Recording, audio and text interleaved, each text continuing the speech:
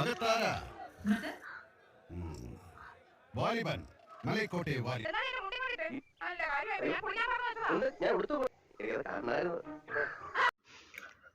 കണ്ടത് നിജം, കാണാത്തത് പൊയ്. നീ കണ്ടതെല്ലാം പൊയ്, ഇനി കാണാ പോവത് നിജാ.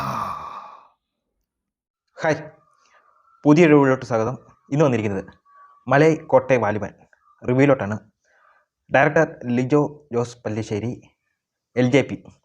പുള്ളിയുടേതായിട്ടുള്ളൊരു സ്റ്റാൻഡുണ്ട്. ഒരു ഡയറക്ഷനിലായാലും എന്തിനായാലും ഒരു സ്റ്റാൻഡ് പുള്ളി നേരത്തെ ഉറപ്പിച്ച് വെച്ചിട്ടുണ്ട്. അതിനുള്ള നേരത്തെ സിനിമയെല്ലാം പരിശോധിച്ച് നോക്കിക്കഴിഞ്ഞാൽ മനസ്സിലാവും. അതായത് നേരത്തെ ഇറങ്ങിയ ജല്ലിക്കെട്ട്, നൻപകൽ നേരത്ത് മയക്കം, ചുരുളി, പിന്നെ പണ്ട് ആമേൻ, ഇമയു, ഇങ്ങനെയൊക്കെയുള്ള സിനിമകൾ നോക്കിക്കഴിഞ്ഞാൽ പുള്ളിയുടെ ഒരു ഡയറക്ഷൻ സ്റ്റൈലും എല്ലാം പുള്ളി അതൊരു ഹരമാക്കി വെച്ചിട്ടുണ്ട്. അത് പ്രേക്ഷകരും അതുപോലെ ഹരമാക്കി വെച്ചിട്ടുണ്ട്. ഇപ്പം എനിക്ക് ഇഷ്ടപ്പെട്ട ഒരു ഡയറക്ടറാണ് ലിജോ ജോസ് പല്ലിശ്ശേരി. അത് പുള്ളിയുടെ സ്വന്തം ക്രിയേറ്റിവിറ്റി അതിനകത്ത് കാണിക്കുന്നുണ്ട്. ഓരോ സിനിമയിലായാലും ഓരോ ഫ്രെയിമിലായാലും. ഈ മലൈക്കോട്ടെ വാലിബനിലോട്ട് വരുമ്പോൾ എനിക്ക് സത്യം പറയാമല്ലോ, എനിക്ക് ഈ പടം അത്ര ഇഷ്ടമായില്ല. എനിക്ക് തുറന്നു പറയുവാണെങ്കിൽ എനിക്ക് വലിയ രീതിയിൽ എനിക്ക് ഇഷ്ടമായില്ല. അതെന്തോ കാരണം എന്ന് വെച്ചാൽ ഞാൻ പറയാം. ഇപ്പം ലാലേട്ടനെയും ലിജോ ജോസ് പല്ലിശ്ശേരിയും വെച്ച ഒരു പടം ഇതിപ്പോൾ എന്തൊരു ഹൈപ്പാണെന്ന് നമുക്കെല്ലാവർക്കും അറിയാം. ഇപ്പം ഒരു വർഷത്തോളം ഇതിൻ്റെ അനൗൺസ്മെൻറ്റ് വന്നു കഴിഞ്ഞിട്ട് ഭയങ്കര ഹൈപ്പായിരുന്നു പടത്തിന്. ഇപ്പോൾ കൂടുതൽ ഹൈപ്പ് കൂടാൻ കാരണം എന്ന് പറഞ്ഞാൽ ഇതിനകത്ത് ടിനു പാപ്പച്ചൻ ഒരു ഡയലോഗ് പറഞ്ഞു ഏതൊരു ഇൻ്റർവ്യൂവിനകത്ത്. അതായത് എൻ്റെ ഇൻട്രോയ്ക്ക് തിയേറ്റർ ഒന്ന് കുലുങ്ങും, പുള്ളി ആണെങ്കിൽ റോഡിൽ നിന്നായിരിക്കും സിനിമ കാണുന്നതെന്നൊക്കെയാണ് അന്ന് പറഞ്ഞത്. പക്ഷേ എനിക്ക് അത്രയും തോന്നില്ല. ഞാൻ ഇരുന്ന സീറ്റ് മാത്രം ഒന്ന് കുലുങ്ങി, അല്ലാതെ വേറെ ഒന്നും. സീറ്റ് കുലുങ്ങിയെന്ന് പറഞ്ഞാൽ നമ്മുടെ ചാരി ഇരുന്ന സിനിമ കാണാൻ പറ്റുന്നില്ല, അത് മാത്രം ഒന്ന് കുലുങ്ങി. അല്ലാതെ എനിക്ക് ആളുകൾ പ്രേക്ഷകരായാലും ഒന്ന് സാറിന് ലാലേട്ടൻ്റെ സിനിമയിൽ ലാലേട്ടൻ എന്ന് കാണിക്കുമ്പോൾ എല്ലാവരും ഒന്ന് ക്ലാപ്പ് ചെയ്യും. ഇത് അതൊന്നും ചെയ്തില്ല. തുടക്കം തൊട്ട് അവസാനം വരെ ആളുകൾ ഒറ്റ ശ്വാസത്തിലിരുന്ന് സിനിമ കാണുകയാണ് ചെയ്തത്. പിന്നെ ഇത് ലാലേട്ടൻ്റെ ഫാൻസുകാർക്കായാലും ഈ ഒരു സിനിമ എത്രത്തോളം ഇഷ്ടപ്പെടുമെന്ന് എനിക്ക് അറിയത്തില്ല. ഇത് കാരണം അങ്ങനെയുള്ളൊരു ഫാൻസിനെ ബേസ് ചെയ്തുള്ള ഇറക്കിയ ഒരു പടം, ഒരു കൊമേഴ്ഷ്യൽ പടവും അങ്ങനെയൊക്കെയുള്ള ഒരു പടമൊന്നും അല്ല. ഇതൊരു സാധാരണ ഒരു ക്ലാസിക് ഒരു കഥ പറയുന്ന ഒരു സ്റ്റോറി ആയിട്ടാണ് എനിക്ക് ഫീൽ ചെയ്തത്. എന്ന് വെച്ചാൽ നമ്മൾ ഇപ്പം LJPയുടെ പടങ്ങൾ എടുത്ത് നോക്കിക്കഴിഞ്ഞാൽ അതിനകത്ത് ഒരു ലെയർ സ്റ്റോറി ആയിരിക്കും. തുടക്കം തൊട്ട് അവസാനം വരെയും ഒരു നോർമൽ പ്രേക്ഷകർക്ക് അത് എങ്ങനെ വേണമെങ്കിലും എടുക്കാം, സ്റ്റോറി ഇങ്ങനെ പോകും. പക്ഷേ അതിൻ്റെ ഒരു പിന്നാമ്പുറം ആയിട്ട് 2-3 ലെയറായിട്ട് പുള്ളി ഓരോ ഒന്നിനകത്ത് തന്നെ 2-3 സ്റ്റോറി പറഞ്ഞു പോകും. അത് ജല്ലിക്കെട്ടിനകത്തായാലും ചുരുളി, ഇപ്പോൾ ലേറ്റസ്റ്റ് ഇറങ്ങിയ നൻപകൽ നേരത്ത് മയക്കം, അതിനകത്ത് 3 സ്റ്റോറി എങ്ങാണ്ടുണ്ട്. എനിക്ക് നൻപകൽ നേരത്ത് മയക്കം എനിക്ക് ഇഷ്ടപ്പെട്ട ഒരു സിനിമയാണ്, വലുതായിട്ട് ഓടിയില്ല. പക്ഷേ ഇതിനകത്തോട്ട് വരുമ്പം ഇത് ഇത്രയും ബഡ്ജറ്റ്, ഇപ്പം ഫ്രെയിമെല്ലാം നല്ല രസമുണ്ട് കാണാൻ.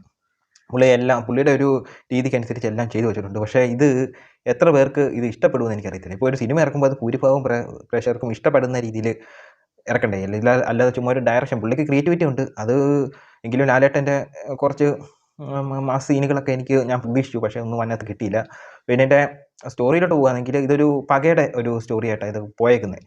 പക അതുപോലത്തെ സ്റ്റോറി ഇഷ്ടം പോലെ കണ്ടിട്ടുണ്ട്. എനിക്ക് ഫസ്റ്റ് ഹാഫ് എനിക്കങ്ങനെ ഇഷ്ടപ്പെട്ടിട്ടില്ല. സെക്കൻഡ് ഹാഫ് ഒരു പകുതി കഴിഞ്ഞിട്ട് പടത്തിലോട്ട് ഒന്ന് വരാൻ തുടങ്ങിയത്. പിന്നെ അതിനകത്ത് ഫ്രെയിംസ് ചെറിയ പുള്ളിയുടെ ലോങ് ഷോട്ട് ഉണ്ട്.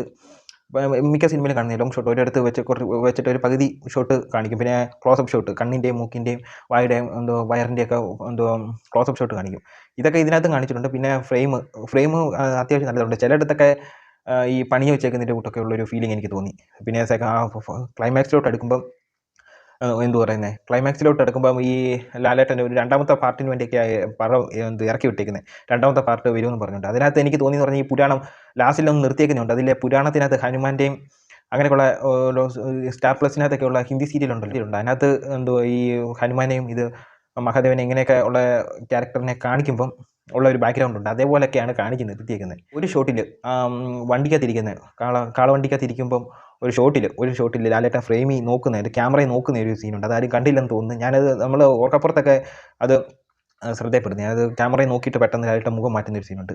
അത് ഒരു ഷോട്ടിൽ വന്നിട്ടുണ്ട്. അത് എനിക്ക് ഇതുപോലത്തെ പടങ്ങൾ ഇറക്കുമ്പം, അതായത് ഇത്രയും വെയിറ്റ് ചെയ്തിരിക്കുന്ന ആളുകളെ ഇതുപോലത്തെ പടങ്ങൾ ഇറക്കുമ്പം കുറഞ്ഞത് ഒരു ഫാൻസിനെങ്കിലും തൃപ്തിപ്പെടുത്താൻ ഇറക്കണം. അല്ലെങ്കിൽ ഇതിനകത്ത് കാര്യമില്ല. ചുമ്മാതെ എനിക്ക് ലാലേട്ടനെ ചുമ്മാതെ കണ്ടുകൊണ്ടിരുന്നാൽ പോരല്ലോ. ഒരു പടം ഒരു പോസിറ്റീവ് റിപ്പോർട്ട് കിട്ടിക്കഴിഞ്ഞാൽ ലാലേട്ടൻ്റെ പടം എവിടെ വരെ പോകുന്നറിയാം. ചെറിയൊരു പോസിറ്റീവ് കിട്ടിയാലും എവിടെ വരെ പോകുന്നറിയാം. ഇത് എനിക്ക് ഇതിനകത്ത് തോന്നിയ എനിക്കൊരു ആവറേജ് താഴെ ഇരിക്കുന്ന ഒരു ബിലോ ആവറേജ് പടമായിട്ടേ എനിക്ക് തോന്നിയുള്ളൂ. പിന്നെ ഇതിനകത്തും അതേപോലെ തന്നെ പകയും പുള്ളിയുടെ സ്ഥിരം പുള്ളി പറയുന്ന രീതിയിലുള്ള കഥയൊക്കെ ഇതിനകത്ത് പോയേക്കുന്നത്. പക്ഷേ എനിക്കങ്ങോട്ട് ഇത്രയും നാൾ വെയിറ്റ് ചെയ്തിരിക്കുന്ന ഇതിനായിരുന്നു എന്നൊരു സംശയം തോന്നി.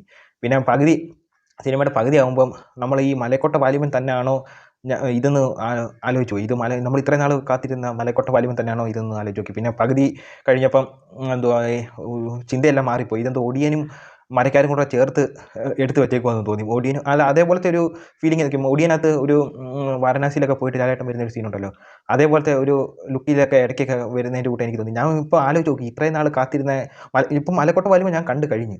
ഇപ്പോൾ ഒരു ഇന്നലെയൊക്കെ നോക്കുകയാണെങ്കിൽ ഒരു മലക്കോട്ട വാലിബൻ ഒരു വലിയ ഏതോ ഒരു സിനിമയായിട്ടാണ് എനിക്ക് തോന്നിയത്. പക്ഷേ ഇപ്പം നമ്മൾ ഇത്രയും നാൾ കാത്തിരുന്നത് ഈ ഒരു സിനിമയ്ക്കായിരുന്നോ എന്നൊരു തോന്നലായിപ്പോയി.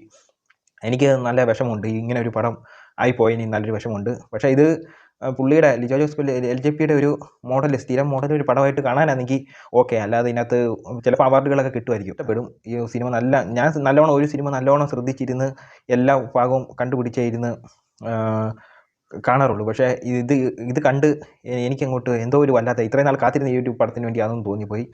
അപ്പോൾ ഇത്രയേ ഉള്ളൂ. അടുത്തൊരു വീഡിയോ ആയിട്ട് വരുന്നവരെ